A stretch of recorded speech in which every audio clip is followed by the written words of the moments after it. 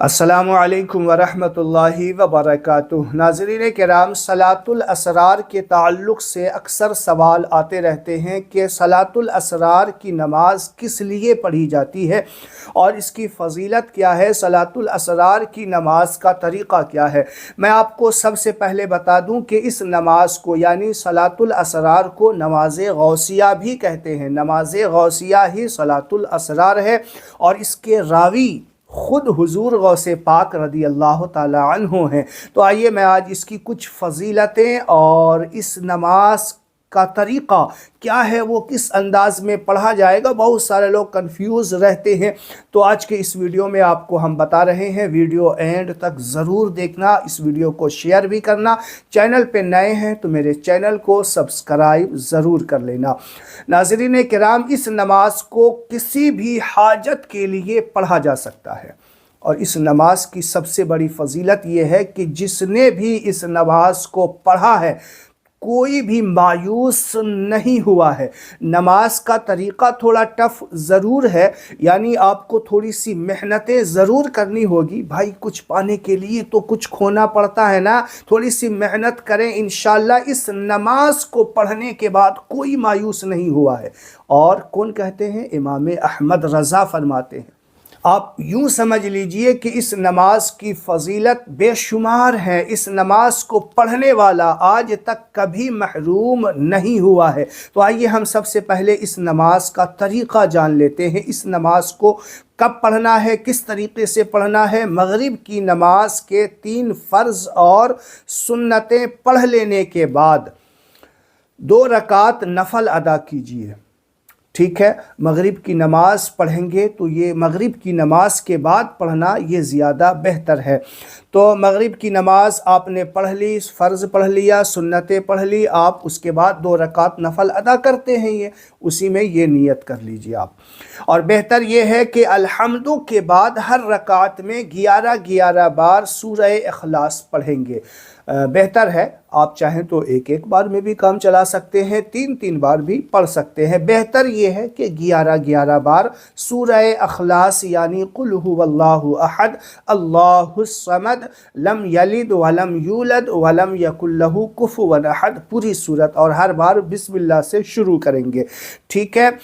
اور 2 رکعت آپ نے نماز ادا کر لی۔ سلام پھرنے کے بعد اللہ تعالیٰ کی حمد و ثنا کرے، تسبیح بیان کرے، تسبیح پڑھ لیں، سبحان اللہ الحمدللہ الحمدللہ، جو تسبیح فاطمی ہے وہ بھی پڑھ سکتے ہیں۔ اللہ کی حمد و ثنا آپ کو کرنی ہے نماز میں سلام پھرنے کے بعد۔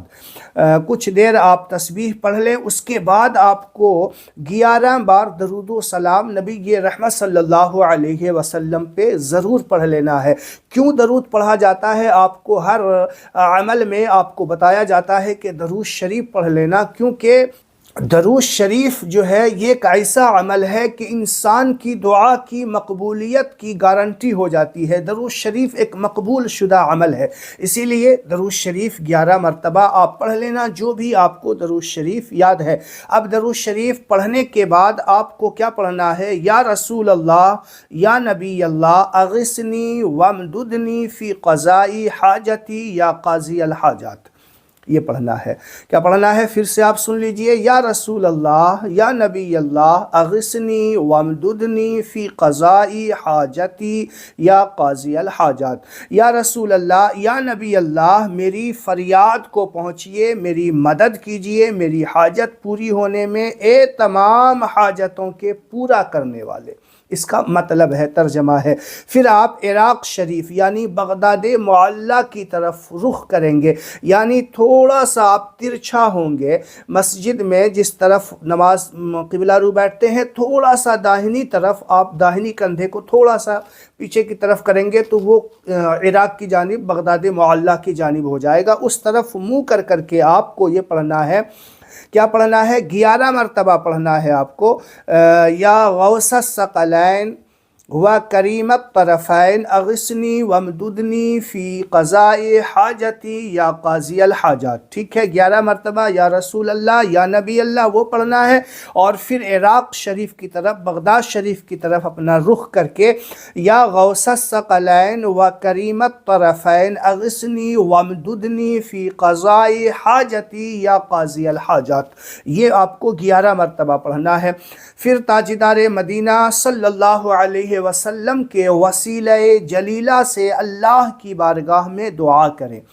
جو بھی آپ کا مقصد ہو، جو بھی آپ کا ارادہ ہو، جو بھی مقاصد حسنہ ہے، اللہ تعالیٰ سے جو مانگنا ہے، جو لینا ہے، اللہ کی بارگاہ میں رو رو کر، گڑ گڑا کر دعا کریں. اور اس کی فضیلت میں آپ کو امام احمد رضا خاں فاضل بریلوی رحمۃ اللہ علیہ کے صرف ایک شعر میں بتا دینا چاہتا ہوں. امام احمد رضا نے اپنے شعر میں پوری فضیلت بیان کر دی. وہ شعر کیا ہے؟ امام احمد رضا فرماتے ہیں، حسن نیت ہو خطا تو کبھی کرتا ہی نہیں، حسن نیت ہو خطا تو کبھی کرتا ہی نہیں، آزمایا ہے یگانہ ہے دوگانہ تیرا. اللہ اکبر. امام احمد رضا نے کیا خوب فرمایا ہے کہ اگر انسان اچھی نیت کے ساتھ کوئی بھی عمل ہو جو ہے، اس میں عمل جو ہے نیت کا دار و مدار بے حد ضروری ہوتا ہے. تو حسن نیت یعنی اچھی نیت کے ساتھ اگر کوئی کرتا ہے نا تو خطا تو ہوتی ہی نہیں، یعنی اس کا وہ عمل جو ہے رب کی بارگاہ میں مقبول نہ ہو، ایسا ہو ہی نہیں سکتا. وہ جو رب سے مانگے نہ ملے، ایسا ہو ہی نہیں سکتا. یہ نماز ہی ایسی ہے. تو کبھی اس انداز میں اپنے حاجات کو پیش کرنے کے لیے رب کی بارگاہ میں نماز ادا کریں. انشاءاللہ دیکھیے گا اس کے رزلٹ بہت زیادہ ہے، اس کے ثمرات آپ کو دنیا میں بہت زیادہ ملنے والے ہیں. تو یہ ویڈیو آپ کو کیسا لگا کمنٹ باکس میں ہمیں ضرور بتائیے گا. اس ویڈیو کو شیئر کریں تاکہ دوسرے مسلمان بھائی بھی اس سے فائدہ حاصل کریں. میرے لیے دعا کریں. السلام علیکم ورحمۃ اللہ وبرکاتہ.